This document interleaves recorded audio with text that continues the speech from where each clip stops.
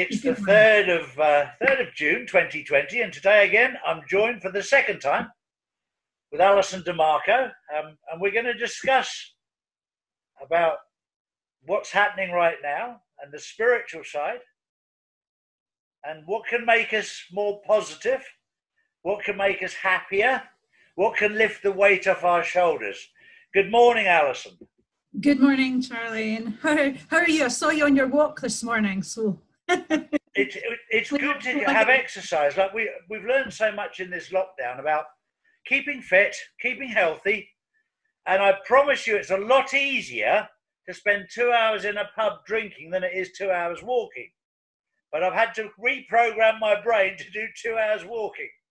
I mean, that's exactly what it is, isn't it? It's about the reprogramming and finding who we are. And I think, you know, what we were talking about earlier, I think it's really important that we are all one and to unite as one. But for me, I'm really lucky because I went through so many different experiences. You know, you were talking about these two babies that were abandoned. I was left in a home. You know, I was brought up, I was adopted. My mother, adopted mother committed suicide, and my father remarried someone who was just like, but my greatest teacher. So life, I think, for me, came about from a lot of different experiences. And, you know, I constantly said, who am I? Everybody said to me, you're different. You know, you're just a rebel. You just don't do what you're meant to do. And people on that front, my peers, my parents, my teachers, they didn't like me because I was different, because I stood up for what I believed in. And do you know what, Charlie? I'd like to share this with you, if this is okay, because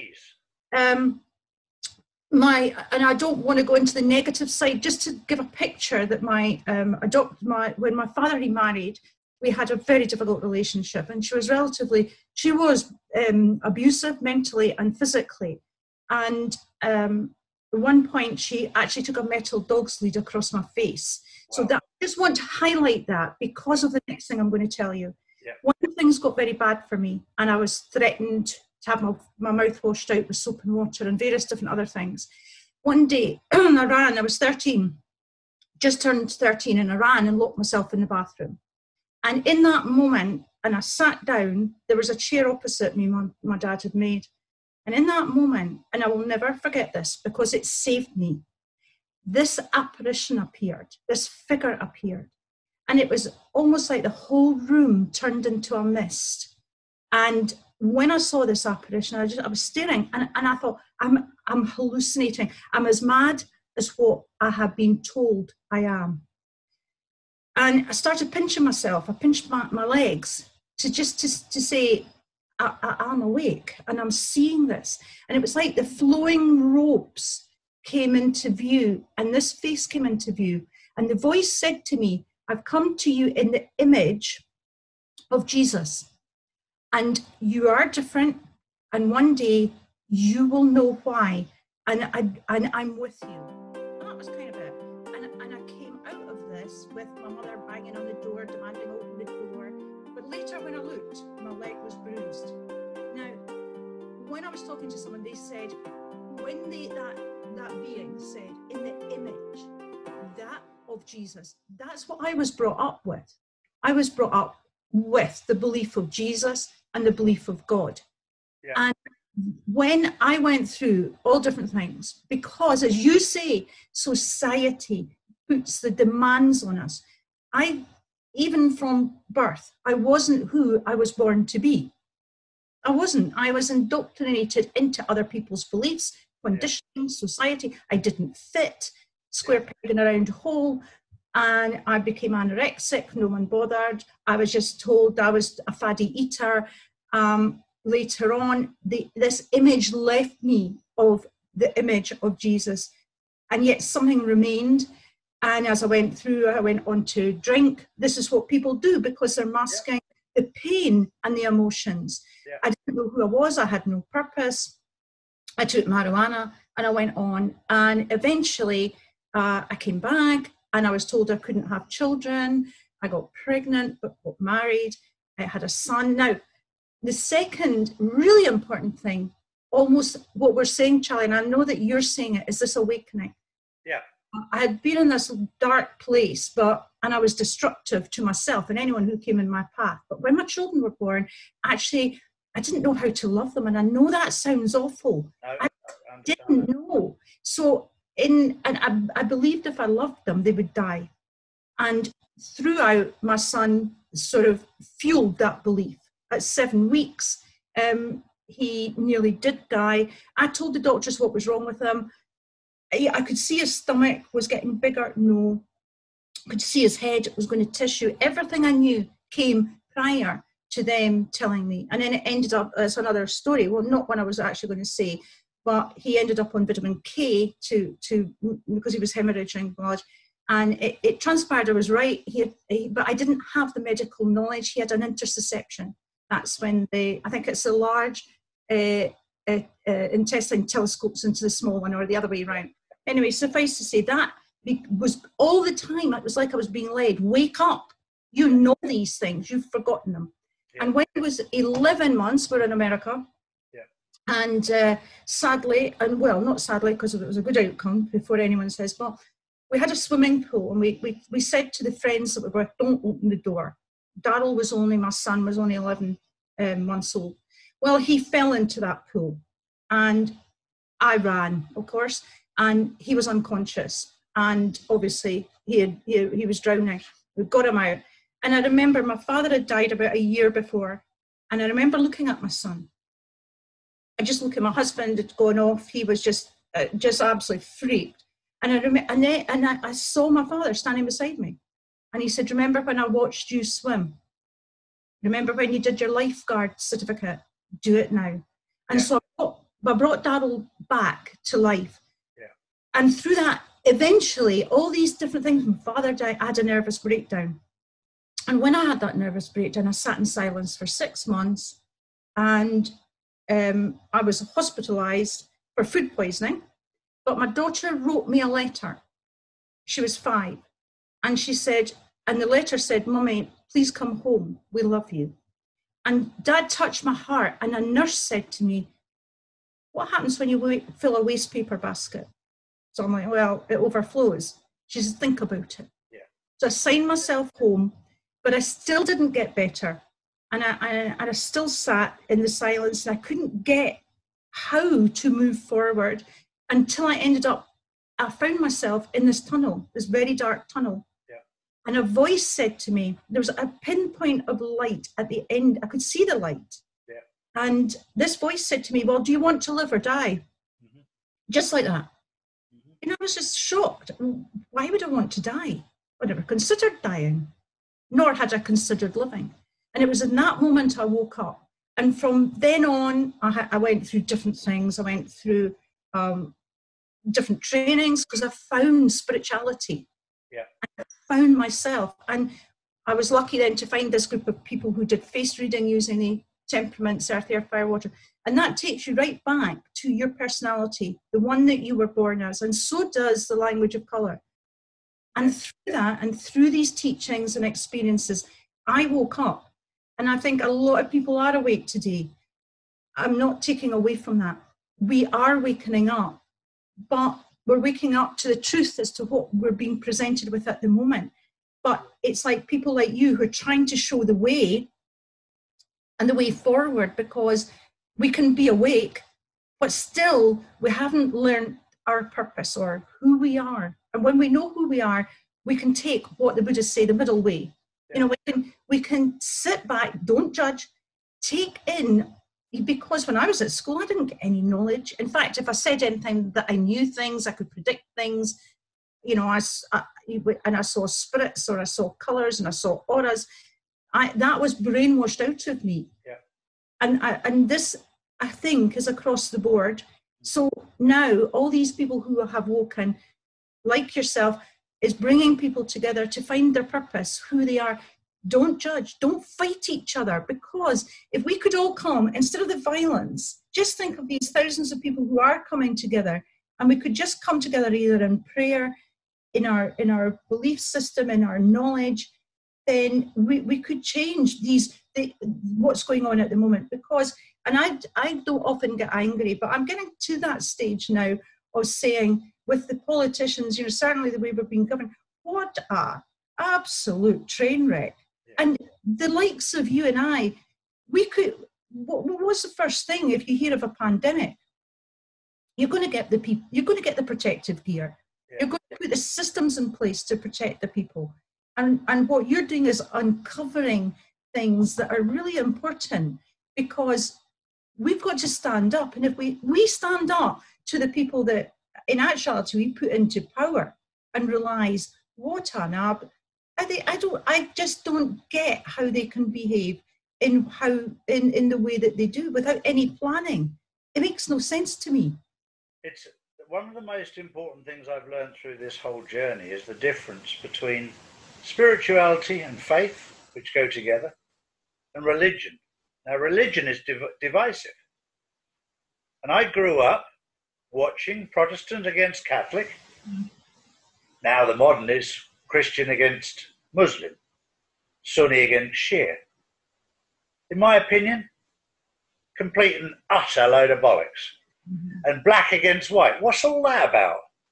I've got hundreds, if not thousands, of black friends, brown friends, yellow friends, pink friends, all colour friends. It's got nothing to do with your colour.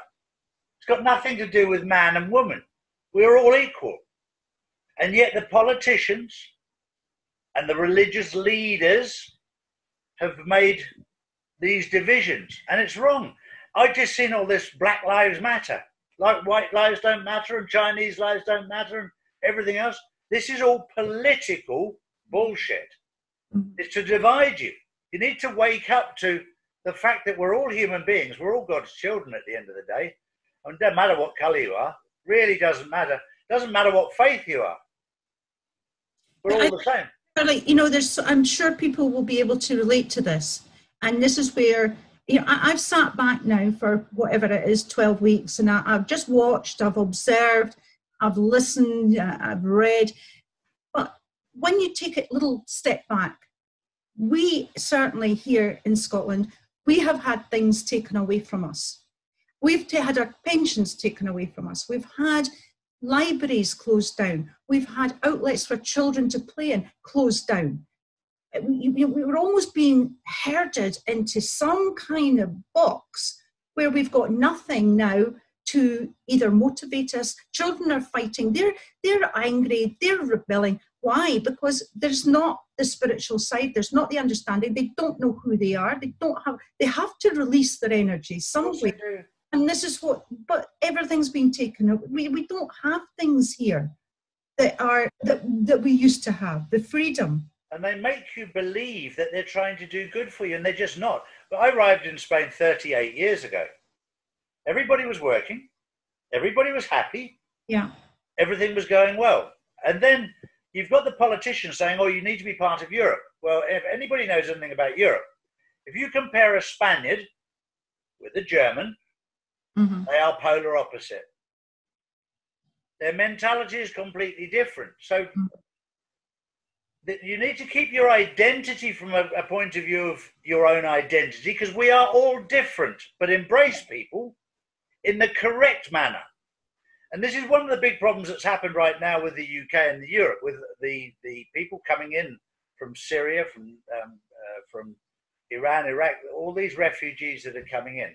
Integration is absolutely fine if it's managed.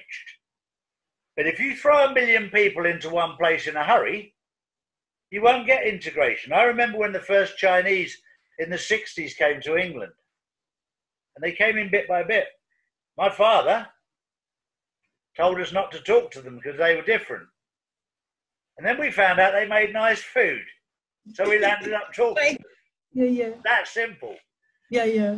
And then, of course, the Indians came along, and then the Caribbean and the Africans came in, and then they integrated with us. It took a bit of time. Of course it does, because they have a different culture, a different way of life. And like you and I both know, God, the banter that we have between England and Scotland and England and Wales, as long as it's kept as fun, it's good. You know, we like to take the mick out of the men in Scotland wearing dresses or kilts. They like to take the mick out of us. But that's fine as long as it's not offensive. And yeah, it's about respect, respect another human being. End of story. But it's this. I go a walk and down the road, and it's a beautiful park, and it's called the Rose Garden, and it's absolutely stunning. And there beside the chairs that, you know, they've obviously had their drink, they just left all the rubbish. There's just rubbish dumped. So for me, if people cannot respect themselves, and where it starts. And I don't believe that they're given that chance to respect themselves.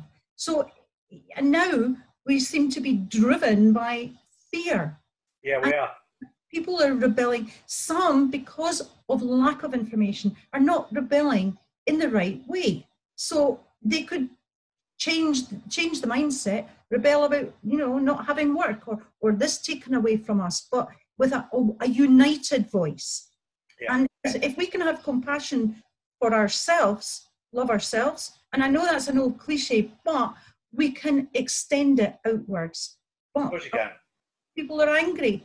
If I had not changed my anger from my childhood, then I would still be on a destructive path for myself and anybody else who came into it. So for me, it's when I, you know, have clients come to me, it's very important for them to find who they truly are. Exactly. Everything happened and link to the constant beliefs and conditioning that they're running, the patterns that they're still running. And I found, you know, I think I mentioned it the last time we talked about the breathing. And this is amazing. You know, it's it really is getting in touch, almost switching off your thinking and getting into the body and understanding that you know, for me, I was diagnosed, well, once I diagnosed myself, and then the second time was a journey of miracles when I was diagnosed with breast cancer, so twice. But a lot of, you know, it was like, I've got to get to grips. Now, I remember the first time my oncologist, my specialist, in fact, he was a professor, and he said, so this is what's going to happen. So you're going to have chemotherapy, you're going to have radiotherapy, you're going to have a pill, tamoxifen, and you're going to have your ovaries out. And I looked at him, right, okay. And I knew something wasn't right. But I came back and I went into myself, I meditated, and I just prayed to God, Jesus, and give me an answer. Anyway, so the next time I go back and I said, tell you what, I've made up my mind. I'm going to take the tamoxifen and the radiotherapy. I'm not having anything else. And their attitude, well, it's your life. If you want to die, that's up to you. So it was a very scary time until a friend who became a friend, because I went to her for help. She was a naturopath. She was a doctor and various different other things. And I told her my decision. And she put me on a vitamin C diet. And in fact, she was a nutritionalist since the 1950s. And I ended up training with her. And so we went down the nutritional detox diet. And so much so my oncologist was like, how are you looking so well? He just couldn't believe it. So a lot of it was to do because someone listened to me. Someone helped me, and she then introduced me to a scientist, and he knew nothing about me, and he had this Kirlian camera, incredible, which I've actually got. And so he filmed my electromagnetic field, and he said, you've had breast cancer, this is where you had it, this is what they've done, this is what they've offered you. Take the radiotherapy and take the tamoxifen. And I cried, because it was like, you've just told me what intuitively I knew. And this is what I say to people, got to stop and be intuitive, get into yourself.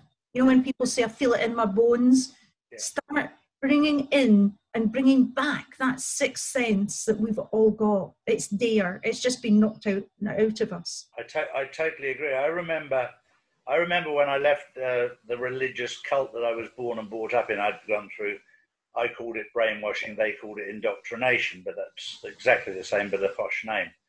And I remember going into a very dark place myself for a period of time. I was a lost soul. Yeah. And then my second wife was similar to yourself. She was left on a doorstep as a baby. Wow. Yeah, my second wife was Rachel. And She decided to try and find her blood mother and father, and she managed to find them. It turned out her blood mother, was a born-again Christian. And they wanted us to go to these churches. And because of my history, there was the foundation was there, but I just didn't believe with all the bullshit that had gone with it, for the want of a better way. So I went on a little journey of investigation, let's say, of going to different churches to find out what was going on. And we went to a number of different churches, and we went to one. I'll never forget it. It was the King's Church in Newport, South Wales. All right. And it had quite a big congregation, and it was a lot of young people. And we'd been going there for a few weeks, and a pastor from overseas, from South Africa, came in. His name was Reinhard Bonnke. I'll never forget his name. Cracking name. Cracking name. And the congregation, they had to take over a sports centre just to get the crowd in that wanted to see him. Right. And he had this gift from God of being able to lay his hands on people, which I'd never heard of or never seen or anything. Yeah. But laying his hands on and healing them. And right in front of my very eyes, he laid his hands on somebody who couldn't walk in a wheelchair, and they got up and walked. And I'll be honest with you, I got up and walked because I was spooked. I was like, holy shit, what's that? What's all that about? It spooked me right out. And so I left, and I left in a hurry because I was like, whoa, I wasn't expecting that. And then I started thinking to myself, it all depends if you believe that God made man, which I happen to do. I believe that God made man. And it's a bit like the principle of if you buy a washing machine from Hotpoint and it doesn't work, you take it back to Hotpoint and they put it right. Yeah. So if you believe God made man and say, look, God, there's a bit of a problem with this one, could you sort it out? Then he has the right to put it right. Yeah. But that's how I dealt with it in a very simple way. Yeah. And to this day, I still hold that inside me, that I believe that God made man. And if you want healing, then the best place to go is to go back to God, not to go to doctors, not to go to, there's if you look after yourself, yes, there's times when you'll need a doctor. Don't get me wrong. But there's times when you need to look after yourself, exercise, diet. And if your immune system is low, you've got supplements you can take rather than drugs and vaccines. There's a time and place for everything, and everything in its place. Yeah, I totally agree, because I'm not against medical, and I'm just totally, again, back to, let's find the middle way. And even when I was introduced to the Buddhist centre, Akon Rinpoche, who ended up in the first 10 minutes said he'd be my overseer and granted me a Dharma centre, which is an incredible story that led to from Tibet. I didn't become a Buddhist. Yeah. And I could have, but I didn't, and I remained that way because I remain, inverted commas, non-denominational. Yeah. So I believe in God. I happen to believe in Jesus. And I remember this is probably going to be said wrong, but I remember I was 4, hence it might well be said wrong. And my dad taught me this phrase for the call to prayer, which was, I know it rightly, La Allah illa Allah wa Muhammad Rasul Allah. So I'm sure there'll be something maybe not quite said right there. But, Muhammad was the prophet. And, we've got to live and respect other people and other people's faith. And it goes both ways. It cuts all ways. It certainly does. It certainly does. And it's so important to respect everybody else's cultures and beliefs. Yeah. And not make it a divisive matter. Yeah, I mean, not just in January. I was offered to go to Lourdes in France, and and actually, it was like, am I a Catholic if I'm here or what? It threw a lot of questions up. Yeah. But it was a magical experience, and 100%, I had a different awakening. And we actually went into, there's the bath, you go in and the nuns take you go into the water, the holy water, and you get dipped in it. And it's ice, it's ice. And I just went in and I remember looking at the picture on the wall. of Mother Mary. And I just remember looking at it and thinking, I'm not going to feel any. This is just an absolute honour to be here. Yeah. And other people, of course, they were screaming and everything, but I came out and I was warm. Yeah. Wow. It is. And I mean, I have a cold shower every day now, and even that's not cold enough. But the point is that when we do that, we train our mind, and everybody can do it. It's to get out of that stupid chatterbox and then train the mind and get into the body. Exactly right. Well, it's. I was saying earlier with one of the guys, it's been the last 12 weeks we've been in lockdown, which has given us the opportunity to find out who we are, and to wake up to who we are. And my wife and I made a conscious effort a few years ago, and it's proved to be so good for us, to get rid of anybody around us that thought less about us than we did about ourselves. And if you surround yourself with positive people, you become positive. Yeah. And even if people are having a difficult time, you can surround yourself with them and bring them up to your level, rather than letting them drag you down to their level. Absolutely. And if you're a ray of sunshine, you can shine on them. They'll do one of two things. They'll turn their back on you and run, or they'll just absorb the sunshine and wake up. There's so much people have to really learn. And I think, and I do believe, there is so much suffering. And it's, for me, when I learned this unique, honestly, face reading system, you realize what's behind the mask. You know how that person's thinking, you know how they're feeling, you know what they're doing, and you know their purpose. And for me, that is so important, because it's easy for us to just sort of, brush past someone and, oh, hi, how are you? Fine. And ignore that. And so many people, I think, obviously have been in isolation, so they're staying at home and they're questioning, what is this about? Yeah. And, who am I? What am I doing here? What's my purpose?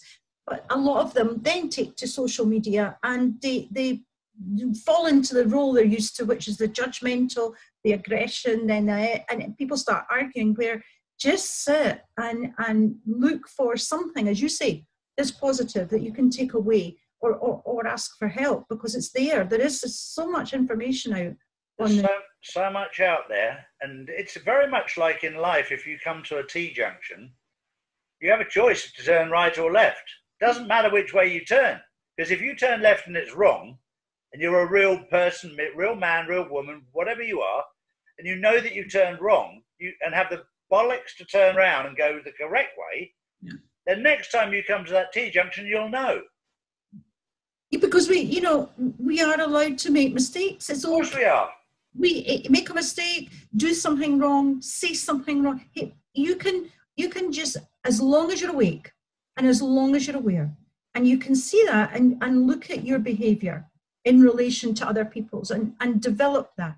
Doesn't mean to say we're not going to make mistakes and we're going to be absolutely amazingly wonderful human beings. But I think if we have the compassion, because, we have the understanding, then, and we can make these decisions to walk away, to stay, to help, and some people, it's like you can lead them, but they're not going to follow. They're not ready. No, they're not. And there's no point forcing them.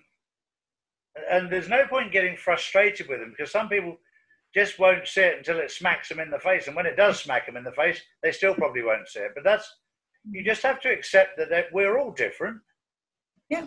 I'm absolutely amazed by the response that I've had to trying to keep people positive out there and trying to explain what's going on.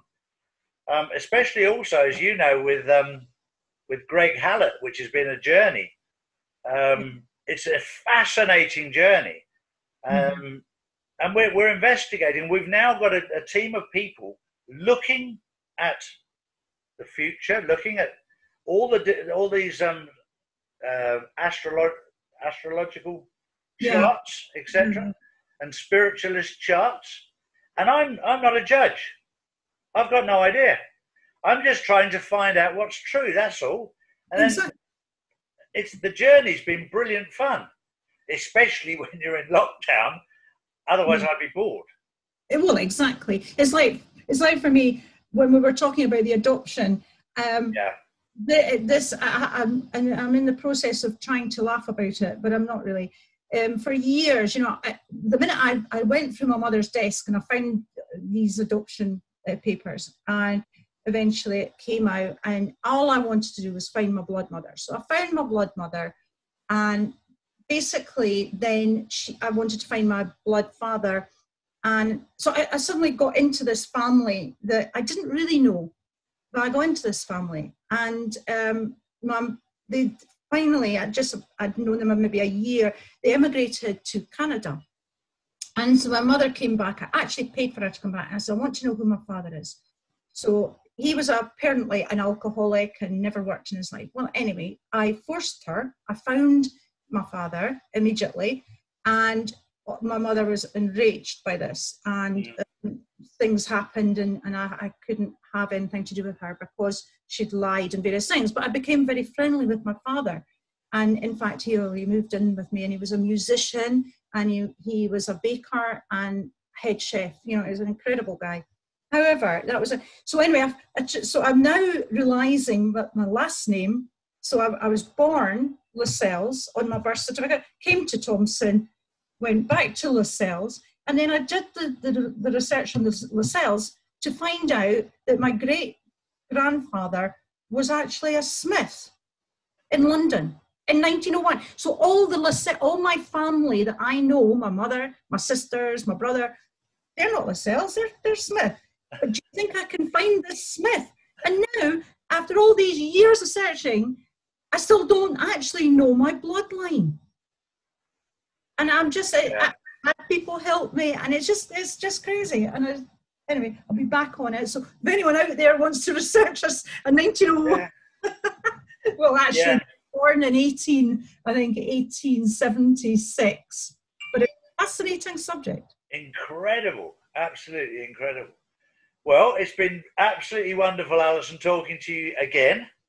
And you, Charlie. Keep up everything that you're doing. Is wonderful. Well, let's try and keep people positive and just try and get rid of all this division. Whether you're a Protestant, whether you're a Catholic, whether you're a man or a woman, black or white, pink or brown, makes no difference.